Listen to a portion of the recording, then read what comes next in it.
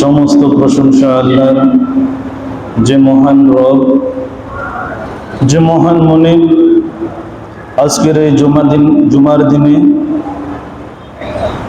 পবিত্র সময়ে আল্লাহর পবিত্র ঘরে আসার বসার তৌফিক দিলেন, আমাকে কিছু কথা বলার শক্তি দিলেন। সে মহান মনিবের নিকট আমরা সকলেই নত শিরে শুকরিয়া হিসেবে পড়ছি আলহামদুলিল্লাহ। আরো জোরে বলি আলহামদুলিল্লাহ। বিপদে আপদে সর্বাবস্থায় আল্লাহর শুকরিয়া জ্ঞাপন করা একজন মুমিনের কর্তব্য।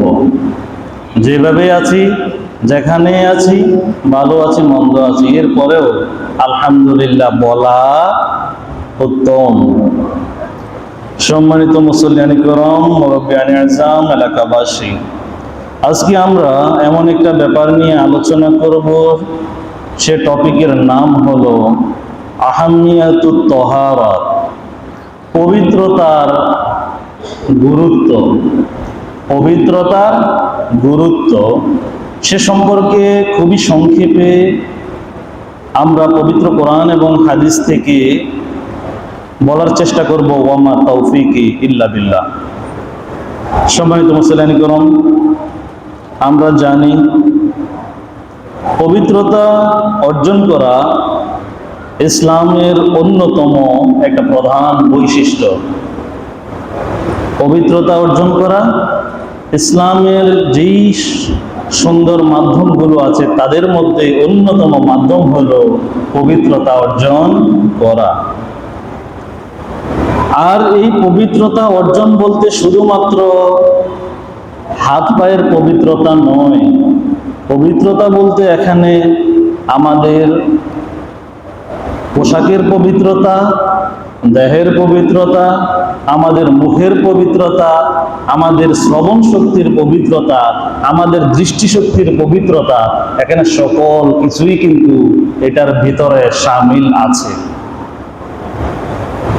আল্লাহ রাসূল সাল্লাল্লাহু আলাইহি সাল্লাম বলেন যে পবিত্রতা হলো ইমানের একটা অঙ্গ।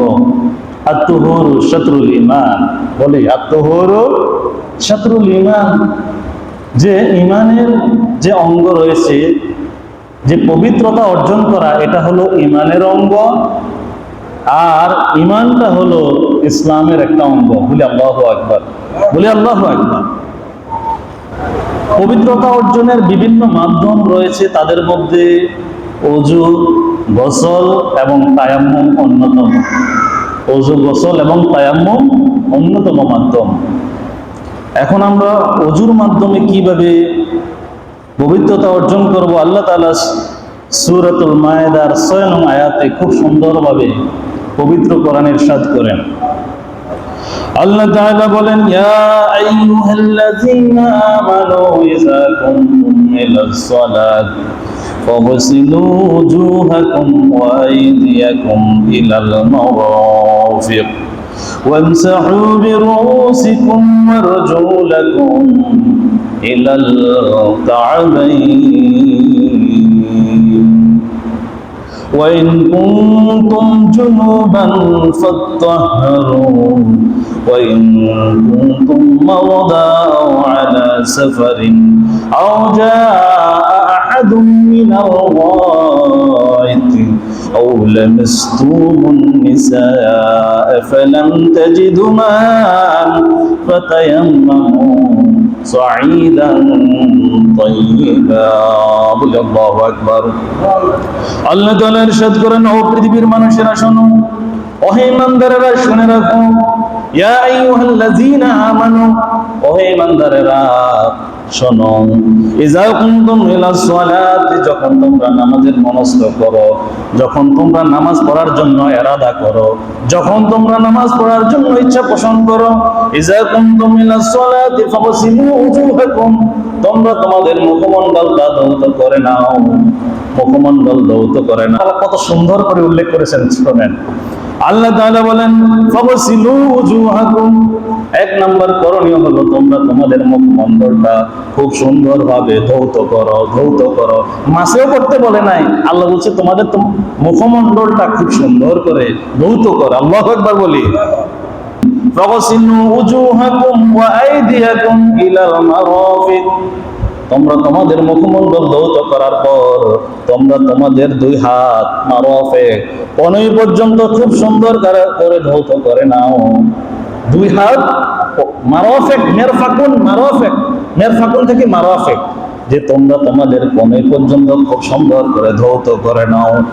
এরপর আল্লাহ তাআলা বলেন ওয়ামসাহু বিরুসিকুম, ওয়ামসাহু বিরুসিকুম, তোমরা তোমাদের মাথাটা মাসেও করে নাও। এখানে আল্লাহ বলে নাই যে ধৌত করে নাও, মাথা ধোয়ার কথা আল্লাহ বলে নাই।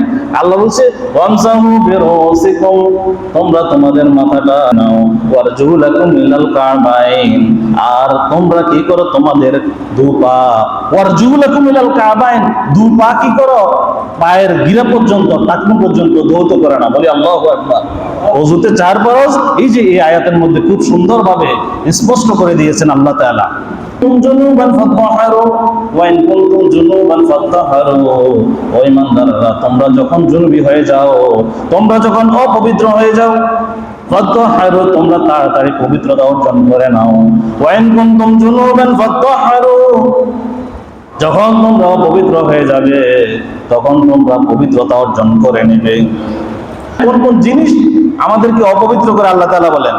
আল্লাহ তাআলা বলেন আও জাআদুম মিনকুম মিনাল গায়ব, তোমাদের মধ্যে কেউ যদি কোনো প্রস্রাব পায়খানা থেকে আগমন করে, শৌচ কার্য শেষ করে যখন তোমরা ফিরে, তোমাদের মধ্যে কেউ ফিরে আসে, আউলানুসতুমুন নিসা, অথবা নারীকে স্পর্শ করার কারণে, তোমরা তোমাদের স্ত্রীদেরকে স্পর্শ করার কারণে যদি তোমাদের ওযু ছুটে যায়, ফালাম তাজিদু মান ফাতায়াম্মামু সাঈদান তাইয়্যিবা, অপবিত্র হয়ে যাওয়ার পর যদি কোনো পানি না পাওয়া যায়, তাহলে আল্লাহ তাআলা বলেন পানি যদি না পাও, ফাতায়াম্মামু সাঈদান তাইয়্যিবা, তাহলে তোমাদেরকে পবিত্র মাটি এবং মাটি জাতীয় জিনিস দ্বারা তায়াম্মুম করে নিতে পারো।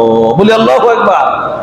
পানি নেই, অপবিত্র হয়ে গেলেন, জুনুবি হয়ে গেলেন, ওযু ছুটে গেল, আপনি প্লেনে আছেন, বিমানে আছেন, বাসে আছেন, এমন একটা জায়গা আছেন পানি নেই, মরুভূমিতে আছে, পানি নেই, নামাজের সময় যায়, নামাজের ওয়াক্ত শেষ হয়ে যায়, এখন কি ওযু না করে, পানি নেই, ওযু না করে এভাবে থাকবেন?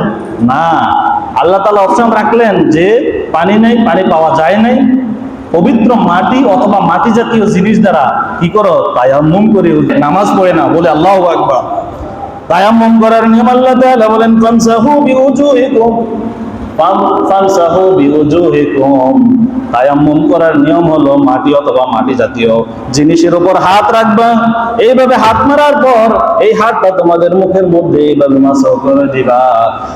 ফামসাহু বিউজুহিকুম ওয়া আইদিয়াকুম মিনহু, আর দুই হাতটা এইভাবে মাসাহ করে দিবা বালির উপর রেখে, অথবা বালি দিয়ে যে জিনিসটা তৈরি করলো, মনে করেন এই যে ইট দেখা যায়, ওয়াল দেখা যায়, এগুলোও কিন্তু মাটি দ্বারা তৈরি, এগুলোর উপরে হাত রেখে এইভাবে মুছে দিয়ে, এইভাবে মুখের উপর মুছে দিলেন, এইভাবে মুছে দুই হাতের উপর মুছে দিলেন, তায়াম্মুম হয়ে গেল। বলি আল্লাহু আকবার। পবিত্রতা অর্জন করার কি উপকার আল্লাহর হাবিব বিশ্বনবী জনাব মুহাম্মদুর রাসূলুল্লাহ সাল্লাল্লাহু আলাইহি ওয়াসাল্লাম ইরশাদ করেন, ওয়া সাল্লাম ইজা তাওয়াজ্জাআল আবদুল মুসলিমুন আও মুমিনুন ফাগাসালা ওয়াজহাহু খারাজা মিন ওয়াজহিহি কুল্লু খাতিয়াতিন কানা বাতাসাতাহা ইয়াদাহু আলাল মা। বিশ্বনবী সাল্লাল্লাহু আলাইহি ওয়াসাল্লাম ইরশাদ করেন ইজা তাওয়াজ্জাআল আবদ, যখন কোনো বান্দা ওযু করে, যখন কোনো বান্দা ওযু করে, কোন মুমিন মুসলিম বান্দা যখন ওযু করে, ফাগাসালা ওয়াজহাহু, যখন সে তার মুখমণ্ডলটা ধৌত করলো, ওযু করার সময় যখন মুখমণ্ডল ধৌত করলো, বিশ্বনবী সাল্লাল্লাহু আলাইহি ওয়াসাল্লাম বলেন ফারাজা মিন ওয়াজহিহি কুল্লু খাতিয়াতিন কানা বাদাসাতাহা ইয়াদাহু মা'আল মা।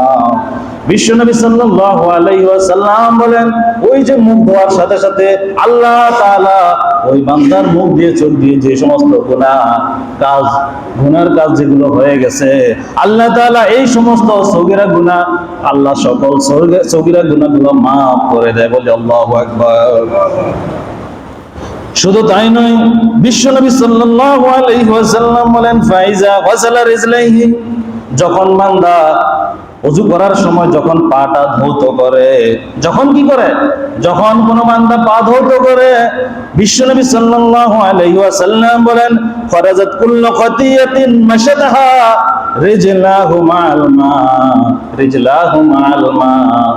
বান্দা যখন এই দুই পা ব্যবহার করে করে যখন বিভিন্ন গুনার কাজ সংগঠন করে ফেলেছে, যখন কোনো ছোট ছোট কিছু গুনাহ করলো, সগীরা গুনাহ করলো, সেই সমস্ত পা দ্বারা কৃত সগীরা গুনাহ সমূহ আল্লাহ তাআলা ওযু করার সাথে সাথে, বান্দা যখন ওযু করে পা ধৌত করে, আল্লাহ তাআলা পায়ের সেই সগীরা গুনাহগুলা আল্লাহ তাআলা মাফ করে দেয়। বলি আল্লাহু আকবার। আর কাবিরা গুনাহে কাবিরা যেগুলা, সেগুলো আল্লাহ তওবাবিহীন মাফ করেন না, সেটা ভিন্ন ব্যাপার। আল্লাহর হাবিব বিশ্বনবী সাল্লাল্লাহু আলাইহি ওয়াসাল্লাম আর ইরশাদ করেন, মা মিনকুম মিন আহাদিন ইয়াতাওয়াজ্জা ফায়াবলিগু আইয়ুসিকুল ওয়াজু সুম্মা ইয়াকুলু আশহাদু আল লা ইলাহা ইল্লাল্লাহ ওয়া আন্না মুহাম্মাদার রাসূলুল্লাহ লা আশহাদু আন্না মুহাম্মাদান আবদুহু ওয়া রাসূলুহু ইল্লা ফুতিহাত লাহু আবওয়াবুল জান্নাতিস সামানিয়া ইউদখিলু মিন আইয়ুহা শা। বিশ্বনবী সাল্লাল্লাহু আলাইহি ওয়াসাল্লাম এই হাদিস ইরশাদ করেন, যখন কোন মুমিন বান্দা যখন ওযু করে, কি করে, কোন মুমিন বান্দা যখন ওযু করে, মিন আহাদিন ইয়াতাওয়াজ্জা, কোন মুমিন বান্দা যখন ওযু করে, ফায়াবলিগু, খুব সুন্দরভাবে পরিপূর্ণতার সাথে, আও ফায়ুসবিগুল ওয়াজুয়া, ওযুর হক আদায় করে ওযু করে। আমরা ওযু করি, ঠুসঠাস ওযু করি, খুব দ্রুততার সাথে ওযুর হক আদায় হয় না, ওযুর হক আদায় হয় না, আমাদের সুক্কা থেকে যায়। বা রাসূল সাল্লাল্লাহু আলাইহি সাল্লাম যে ওযুর সিস্টেম দেখিয়ে দিয়েছেন, সেই সিস্টেমে আমরা অনেকেই ওযু করি না।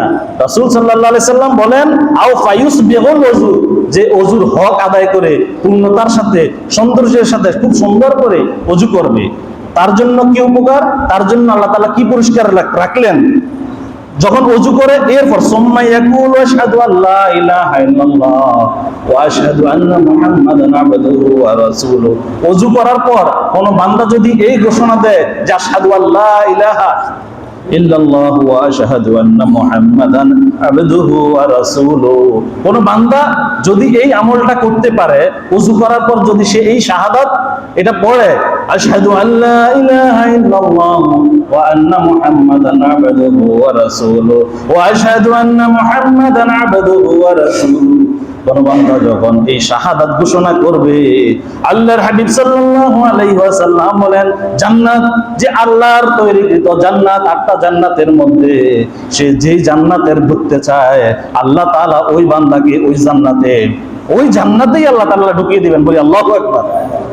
8টা জান্নাতের মধ্যে যে ব্যক্তি এই আমলটা করতে পারবে, আল্লাহ তাআলা বলেন, সে যেই দরজা, জান্নাতের 8 দরজার মধ্যে যেই দরজা দিয়ে ইচ্ছে সে ওই দরজা দিয়েই ঢুকতে পারবে। বলি আল্লাহু আকবার, বলি না আল্লাহু আকবার।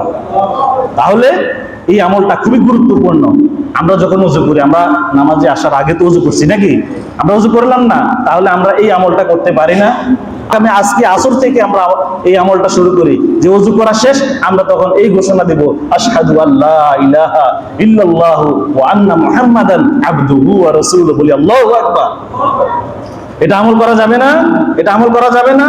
আল্লাহ আমাদেরকে আমল করা তৌফিক দান করুন, সকলে বলে আমিন। ওযু করার কি গুরুত্ব আল্লাহর হাবিব বিশ্বনবী সাল্লাল্লাহু আলাইহি ওয়াসাল্লাম ইরশাদ করেন, আন্নান নবী সাল্লাল্লাহু আলাইহি ওয়াসাল্লাম ক্বালা লি বিলাল, বিশ্বনবী সাল্লাল্লাহু আলাইহি ওয়াসাল্লাম একদিন মসজিদে নববীতে বেলালকে ডাক দিয়ে বললেন, বেলাল, আচ্ছা বলো তো, আমি যখন মেরাজ রজনীতে জান্নাত করেছিলাম, জান্নাত এবং জাহান্নাম আমি ঘুরে ঘুরে দেখছিলাম, জান্নাতে যখন দেখতেছিলাম, জান্নাতে যখন আমি ঢুকলাম, কিন্তু আমার সামনে দিয়ে বেলাল তুমি যে আওয়াজ দিয়ে, বেলালের জুতার আওয়াজ, বেলালের পায়ের আওয়াজ, টুপ টুপ টুপ টুপ আওয়াজ আমি জান্নাতের মধ্যে শুনে এসেছি। ও বেলাল, তুমি এমন কোন আমল করলা, তুমি এমন কোন আমল করলা যে আমলের ফল হিসাবে, যে আমলের পুরস্কার হিসাবে আল্লাহ তাআলা জান্নাতে আমার আগে তোমাকে হাঁটার সুযোগ করে দিলেন। বলি আল্লাহু আকবার। বেলালের পায়ের আওয়াজ, বিশ্বনবী বলতেছে, আমি আমার আগে বেলালের পায়ের আওয়াজ শুনতেছি। বলি আল্লাহু আকবার। বেলাল বলতেছেন, মা আমিলতু আমালান আরজা ইনদি ও আল্লাহর হাবিব বিশ্বনবী সাল্লাল্লাহু আলাইহি সাল্লাম, আমি তো আপনার থেকেও বেশি কিছু আমল করি নাই, বেশি কিছু। ও আল্লাহর হাবিব বিশ্বনবী, আমি আপনার থেকে বেশি কিছু তেমন আমল করি নাই, তবে একটা জিনিস আমল করেছি, সেটা হলো ইন্নী লাম তুদহহারতু হুরান ফি সাআতিন ওয়া লাইলিন ওয়া নাহারিন। দিনে এবং রাতের যে সময়টা আছে, দিনের এবং রাতের এমন কোনো সময় নেই, এমন কোনো ঘন্টা নেই, এমন কোনো মিনিট নেই, এমন কোনো মুহূর্ত নাই যে আমি ইচ্ছে করে অপবিত্র ছিলাম। এমন কোনো মুহূর্ত, এমন কোনো ঘন্টা, এমন কোনো মিনিট ছিল না। বলি আল্লাহু আকবার। ওই ইচ্ছে করে তিনি অপবিত্র ছিলেন এইরকম রেকর্ড বেলালের জীবনে নাই, নাই। বলি আল্লাহু আকবার। পবিত্র থাকলে লাভ না লস? পবিত্র থাকলে লাভ না লস? পবিত্র থাকতে রাজি, পবিত্র থাকতে রাজি। আল্লাহ আমল করা তৌফিক দান করুক। আল্লাহর হাবিব বিশ্বনবী সাল্লাল্লাহু আলাইহি ওয়াসাল্লাম পবিত্রতা অর্জনের জন্য আরো কিছু হাদিস বর্ণনা করেছেন। আন্নান নবী সাল্লাল্লাহু আলাইহি ওয়াসাল্লাম মাররা বিকবরাইন ফাকালা ইন্নাহুমা ইউআযিবান ওয়া মা ইউআযিবান ফি কাবীর أما أحدهما فكان لا يتنزه من البول وأما الآخر فكان يمشي بالنميمة। বিশ্বনবী সাল্লাল্লাহু আলাইহি ওয়াসাল্লাম মদিনার পথ দিয়ে একদিন যাচ্ছিলেন। এমন সময় রাসূল দাঁড়ালেন, দুইটা কবরের পাশে রাসূল দাঁড়ালেন, আর সাহাবীদেরকে বলতে লাগলেন, সাহাবীরা থামো থামো থামো, ওই যে দুইটা কবর দেখা যায়, এই কবরের মধ্যে শাস্তি চলতেছে, আযাব চলতেছে। কে বলেন? কে বলেন? বিশ্বনবী। বিশ্বনবী সাল্লাল্লাহু আলাইহি ওয়াসাল্লাম বলেন, এই যে দুইটা কবর দেখা যায়, এই দুইটা কবরের মধ্যে আযাব চলতেছে, থামো থামো। তবে শুনে রাখো সাহাবীরা, এই যে দুইজন আযাব ভোগ করতেছে, দুইজনের কবরে আগুন চলতেছে, এটা কোনো বড় ধরনের কোনো গুনার কারণে নয়, বড় ধরনের কোনো কারণে নয়, বড় ধরনের কোনো গুনার কারণে নয়। তাহলে কি কারণ? রাসূল বলেন, আম্মা আহাদুহুমা ফাকানা লা ইয়াতানাজ্জাহু ফিল বাউল। যখন এই বান্দাটা একজন, দুজনের মধ্যে একজন বান্দা যখন শৌচকার্য সম্পাদন করতো, যখন প্রস্রাব করতো, পায়খানায় যেত, তারা খুব সুন্দরভাবে উত্তম রূপে শৌচকার্য সম্পাদন করতো না। কি করতো না? শৌচকার্য সম্পাদন করতো না। আজকে আমাদের মুসলিম সন্তানদের মাঝেও যারা জিন্স পরে, অনেকেই জিন্স পরে, মডার্ন ছেলে, তারা সমাজের মডার্ন ছেলে, জিন্স পরে, এত টাইট ফিটিং জিন্স পরে, তারা বসতে পারে না। হুজুর বসতে পারি না, নামাজের সময় ডাক দিলে বলে যে প্যান্ট খারাপ। কি খারাপ? এই কথা বলে না, কি খারাপ? প্যান্ট খারাপ। প্যান্ট খারাপ কেন? ওই যে বসতে পারে নাই, অথবা বসছে ঠিকই, কিন্তু ঠিকভাবে প্রস্রাব করতে পারে নাই, দুই এক ফোঁটা পড়ে গেছে। এটাই তো। আল্লাহর হাবিব বিশ্বনবী সাল্লাল্লাহু আলাইহি ওয়াসাল্লাম বলেন, তাদের অপরাধ বড় অপরাধ ছিল না, এই রকম ছোট ছোট অপরাধের কারণে তাদের কবরের মধ্যে শাস্তি হচ্ছে। আর একজনের কবরে শাস্তি হচ্ছে এই কারণ, আরেকজনের দোষ হলো বড় কোনো দোষ নয়, দোষ হলো এইজনের কথা ওইজনের কাছে লাগাতো, এইজনের কথা আরেকজনের কাছে লাগাতো, আরেকজনের কাছে ভালো হওয়ার জন্য নিজের ভাইকে তার কাছে কি করতো? পেঁচ লাগাতো। একজন আরেকজনের কাছে সাধু সাজতে যাইয়া পেঁচ লাগায় না? বিশ্বনবী সাল্লাল্লাহু আলাইহি ওয়াসাল্লাম বলেন যে বড় কোনো অপরাধের কারণে জাহান্নামে যায় নাই, এই দুইটা অপরাধে দুজন জাহান্নামে ভুগতেছে। আল্লাহর হাবিব বিশ্বনবী সাল্লাল্লাহু আলাইহি ওয়াসাল্লাম বলেন, আদ-দুহুরু শাতরুল ঈমান ওয়াল ঈমানু শাতরুল ইসলাম, যে পবিত্রতা হলো ঈমানের অঙ্গ, আর ঈমানটা হলো ইসলামের অঙ্গ। বলি আল্লাহু আকবার। এই পবিত্রতা আমাদের হতে হবে শুধুমাত্র এই হাত এবং পা মুখের পবিত্রতা নয়, এই পবিত্রতা হতে হবে আমাদের বিশ্বাসের পবিত্রতা, এই পবিত্রতা হতে হবে আমাদের অন্তরের পবিত্রতা, এই পবিত্রতা হতে হবে আমাদের শারীরিক এবং মানসিক যেই ব্যাপার আছে সেটার পবিত্রতা হতে হবে, আমাদের আর্থিক লেনদেনের পবিত্রতা আনতে হবে, আমাদের শারীরিক সৌন্দর্যের পরে পবিত্রতা আনতে হবে, আমাদের রুচির পবিত্রতা আনতে হবে, আমাদের দৃষ্টিশক্তির পবিত্রতা আনতে হবে, আমাদের শ্রবণ শক্তির পবিত্রতা আনতে হবে। এখন আমি যদি কোনো মোবাইলের মধ্যে ভিডিও দেখি, হিন্দি ফিল্ম দেখি, হিন্দি ডান্স দেখি, এটা আমার স্মৃতিশক্তির পবিত্রতা রক্ষা পায় নাই। আমি যদি আমার চোখ দিয়ে খারাপ দৃশ্য দেখি, এটা আমাদের শ্রবণ শক্তি, আমাদের দৃষ্টিশক্তির পবিত্রতা রক্ষা পায় নাই। আমি যদি আমার অন্তর দিয়ে আরেকজনকে ঘৃণা করি, আরেকজনকে ঠকানোর জন্য, আরেকজনকে বিভিন্নভাবে অপদস্থ করার জন্য আমি যদি আমার এই অন্তর দিয়ে, এই মন থেকে আরেকজনকে কুপরামর্শ দেই, তাহলে এটা আমার অন্তরের পবিত্রতা রক্ষা পায় নাই। সুতরাং আমাদের শারীরিক পবিত্রতার সাথে সাথে আমাদের সকল ব্যাপারে পবিত্রতা আনতে হবে।